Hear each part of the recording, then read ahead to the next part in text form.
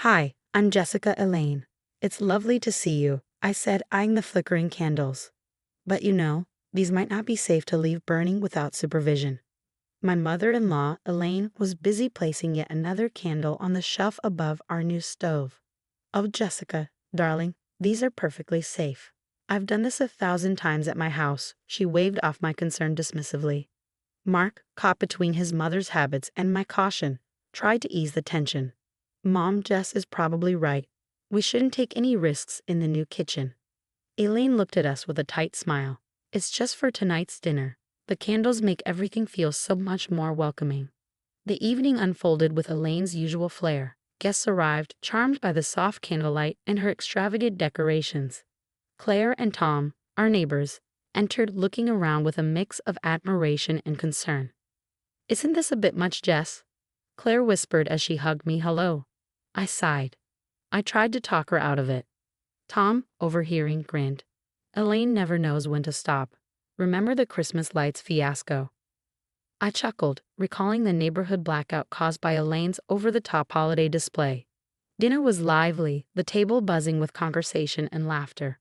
Elaine was in her element, playing the grand hostess. Mark kept refilling glasses, trying to smooth over his mother's more intrusive remarks directed at me. After dessert, as the guests trickled out, I noticed a few candles still flickering in the dim kitchen. "Elaine, let me blow these out before we head to bed." "Oh, leave them, Jessica," she said with a wave of her hand. "They're long burning and perfectly safe. They'll go out by morning." Already heading towards the guest room, she didn't wait for my reply. Exhausted, I decided not to argue. Mark and I went to bed, the faint scent of vanilla candles wafting through the house. Hours later, a loud pop jolted us awake. "What was that?" Mark shot up, alarmed. We rushed into the kitchen and were met with a terrifying sight. Flames licking up the curtains, the fire spreading quickly. "Fire! Fire!" I screamed, grabbing my phone to call 911 while Mark struggled with the fire extinguisher. The fire department arrived swiftly, but the damage was already done. Our beautiful kitchen, where we had envisioned so many happy memories, was now a charred and soaked mess. Sitting on the curb, watching the firefighters work, Mark put his arm around me. "This is a disaster," he muttered, his voice heavy with disbelief. "It was the candles," I whispered, tears of frustration and fear staining my eyes. I told her this could happen." Elaine, wrapped in a blanket, stood nearby, her face a mixture of shock and disbelief. I didn't think." Claire and Tom came over, offering coffee and comfort. "You can stay with us tonight," Claire said softly. Tom gave Elaine a stern look. "You really need to start listening, Elaine. This could have been avoided." As dawn broke, the fire was out, but the full extent of the damage became heartbreakingly clear in the morning light. And in that moment, a new resolve formed in me. This wasn't just an accident, it was a wake-up call. I couldn't let Elaine's recklessness slide anymore. Things had to change, and I was going to make sure they did. The morning after the fire, Mark and I sat at the kitchen table, now a makeshift command center, with insurance papers and repair estimates scattered everywhere. Our once perfect kitchen was a ruin, and with each passing moment, the weight of what had happened felt heavier. "Jess will get through this," Mark said, reaching across the table to squeeze my hand. I nodded, trying to muster a smile. "I know, it's just overwhelming." Later that afternoon, Claire stopped by, carrying a basket of homemade muffins. "Jess, there's something you should know about those candle holders Elaine used. She got them from my store, and I warned her they were part of a recall. They're a fire hazard." A chill ran down my spine. She knew, and she still used them. Claire nodded solemnly. "I'm afraid so. I thought you should know." Fury and betrayal swirled inside me. I needed answers, but confronting Elaine had to be done carefully, with undeniable proof. That evening, when she came over to see the damage, the first time she'd visited since the fire, I was ready. "So, you were warned about the candles?" I asked, keeping my voice steady despite the anger churning inside me. Elaine stiffened, her eyes darting away. "It was just a precaution, Jessica. Those warnings are often overblown." "Overblown?" I pressed, feeling Mark's tense gaze on us. "They were recalled, Elaine, because they could cause fires." Mark stepped in, his voice tight with frustration and desperation. "Mom, why didn't you listen to Claire? You put our home at risk." Elaine bristled, her tone defensive. I was just trying to make things nice. I didn't mean for any of this to happen. As Mark and Elaine argued, I could see the growing rift between them. Mark was torn between the family he grew up with and the life we were trying to build. The days after the fire were a blur of contractors and insurance agents constantly in and out of the house. One evening, as we sat amidst the chaos, Mark sighed deeply. I can't believe she'd be so careless, Jess. I don't even know what to say to her anymore. I reached for his hand, offering a gentle squeeze. We might need to set some boundaries with her for our own peace.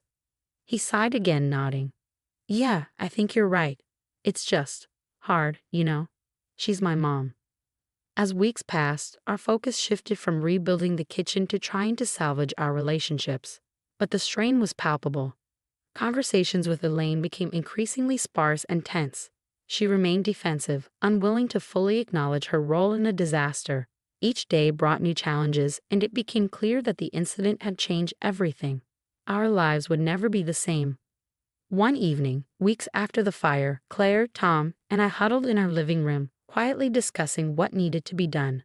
The atmosphere in our home was still thick with tension, a constant reminder of Elaine's recklessness. We need to show everyone who she really is, not just tell them, Claire suggested, her determination clear. Tom nodded. I've got footage from my home security cameras from that night. It shows the fire starting from those candles she left burning. And I think I can get more. I felt the weight of the decision, but I knew it was necessary. We can compile it all into something undeniable. The plan was set. Elaine was due to be honored at an upcoming community gala for her charitable work.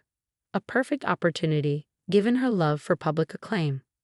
Over the next few days, with Tom's tech skills and Claire's discreet inquiries, we gathered footage and testimonies from neighbors who had witnessed Elaine's irresponsible behavior over the years. Everything was edited into a respectful but revealing video. The night of the gala, the community hall buzzed with excitement. Elaine, dressed in her usual flamboyant style, glowed under the admiration of her peers.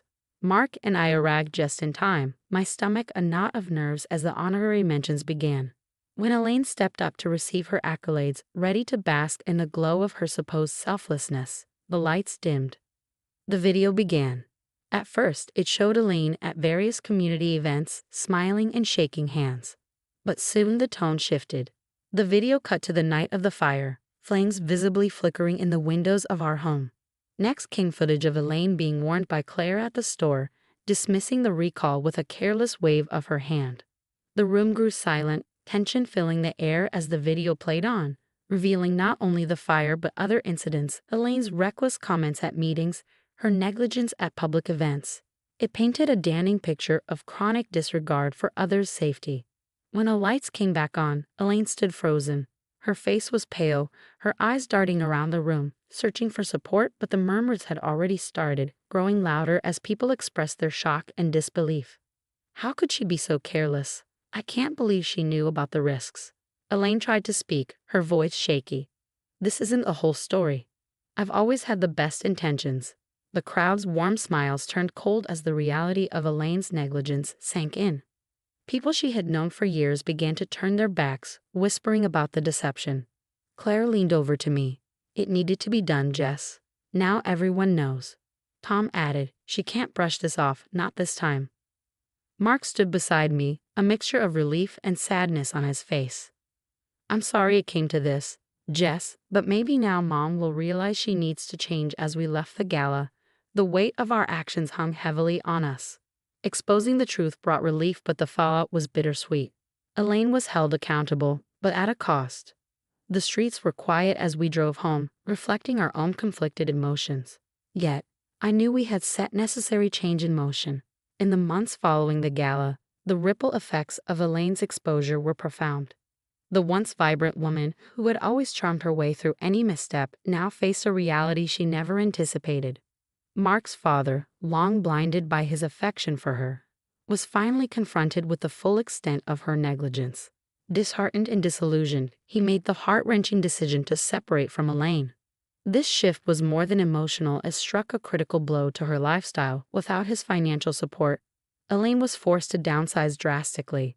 Her opulent days were over, replaced by a stark and unforgiving reality. As she struggled with her new circumstances, the legal consequences of her actions began to unfold. Empowered by her unmasking at the gala, several community members came forward with grievances they had once overlooked out of respect for her supposed generosity. Lawsuits were filed, each one a reminder that her carelessness had real consequences, and she could no longer charm her way out of accountability. Back at our newly renovated home, Mark and I found solace in our fresh start. The kitchen, once a symbol of destruction, now gleamed with modern fixtures, becoming the heart of our home again. This physical rebuilding mirrored the repairs in our own lives. Our bond deepened, strengthened by the trials we had faced together. The trust and teamwork that saw us through the renovation extended into every part of our relationship. My career also took a promising turn. I was promoted at my tech company, recognized not just for my skills but for the resilience I had shown. This new role challenged and excited me, reaffirming that personal growth often follows the toughest trials. Mark and I decided it was time to expand our family, a step we had delayed during the chaos of the past year. We approached this new chapter with a sense of hope and renewal, committed to building a home defined by love, respect, and positivity, a sharp contrast to the toxic dynamics that had once shadowed our early days as a couple. As for your question, public exposure as a method for holding someone accountable can be powerful and, in some cases, necessary, especially when private efforts to address harmful behavior fail repeatedly. It can force change when all other methods are exhausted. However, it comes with risks. Public shaming can sometimes go too far, causing long-term damage beyond the immediate consequences.